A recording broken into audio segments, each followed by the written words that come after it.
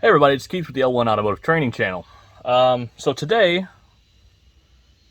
we got one that will probably be boring, honestly.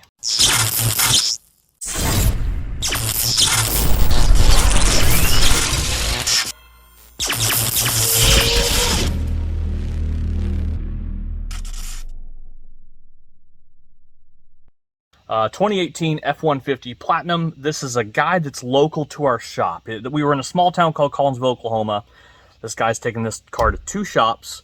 Apparently, both places said they don't have AC machines, so they can't really do much for this. But the AC just stopped working. Driving down the road, and it just went from blowing cold to hot. Didn't hit anything, no wrecks, no nothing like that. Slow miles, 81,000, so I guess high miles for an 18, if you ask me. This was a work truck at one point in time, I think, but it's a Platinum. This is a nice pickup. It's in good shape. So the shop said they scanned code. The previous shop it was at said they scanned codes, and there were no codes that related to the AC system. So electrically, everything's fine. They said, I'm going off what they said, and then they don't have any AC machine or anything, so they can't do anything with it. So there's no way for them to figure out what's going on with it. So it needs to go back to the dealer or something. The shop, both the shops, I guess, has used us in the past that we had the machine, but they didn't want to do the work. Or I don't know. I don't know how the customer got her name. Liz called me and said, hey, would we take care of looking at this for the customer? And I said, sure, why not? So interestingly enough, the shop has an Autel 919, the same thing we're going to use. And I'm going to show you guys why you don't have to have an AC machine. So I guess this stems from a lot of guys' thought process is it comes in and first thing you got to do is evac and recharge it, make sure it's full first. And that is not the case. That is never how an AC diag should start, ever. Like, ever.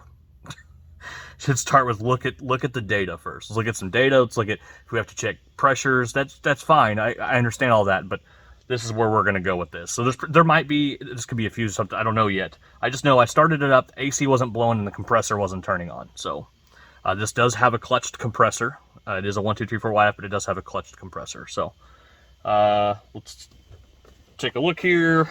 Let me switch over. Lost column body control module, invalid data received from ECM, invalid data received from steering column control, steering wheel left switch pack, and control module incompatible. I don't think any of these have to do with the AC system at all. So we're going to go to, I believe, the powertrain control. Also, if you guys haven't seen the snazziness of the 919, this is awesome. It gives you a physical topology map. You can see that the pins 3 and 11, this is our medium speed chassis expansion bus network. Our high speed on 6 and 14 goes to the APIM and our high speed. And then out of the gateway module, there's another network that has our other stuff on it. So this is pretty cool. You get a topology map. It's not live. It doesn't update constantly like the one on the YTech scan tool does, but it's there. We know that we're not communicating with the front control display interface module because this truck doesn't have one. This truck uses the ACM and DACM, and then with the APIM.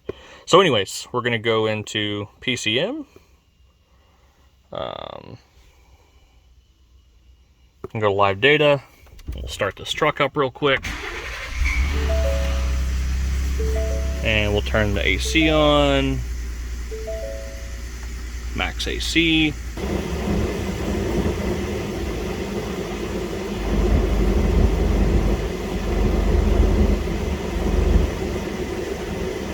It appears as though it is working. The compressor was not spinning, but I believe the compressor is spinning right now. I can hear it. You see that? Let me see if we can go to settings, imperial units. Yeah, this one isn't going to change. But let's see. 510 kPa. That's some 70 psi. And the pressure sensor on this one, let's go take a look real quick. Right there.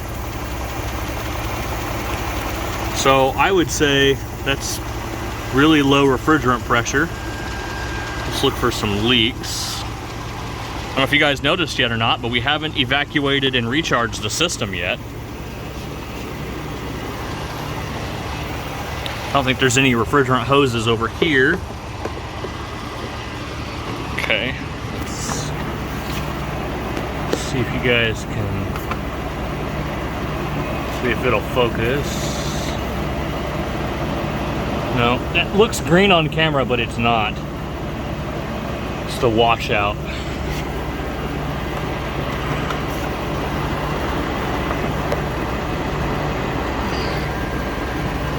Seeing any? Wait. Oh, camera to focus. Can you see that from? There we go. Let's see it from up here.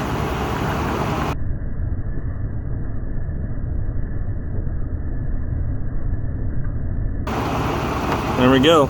You guys see that right there in the corner? Condensers leaking.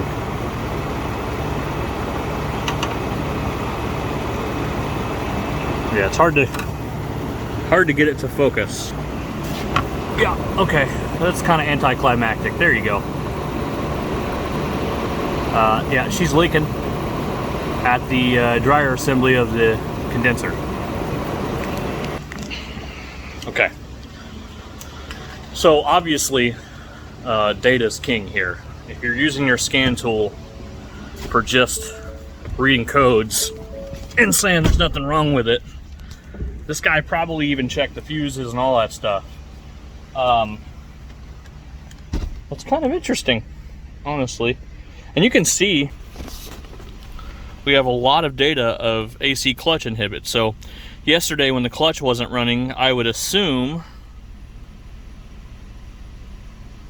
sorry, I'm reading here. This data pid probably said yes. AC clutch engagement is inhibited because of low AC refrigerant charge has been detected. It's highly interesting to me that two shops turned this away because they don't have a 1234YF machine.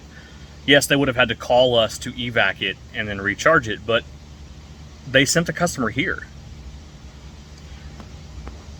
So let me call this customer and tell them what I found, get some pricing on what it cost, and we might do this here at the shop. Maybe we'll do a repair video. Maybe we'll do a repair video.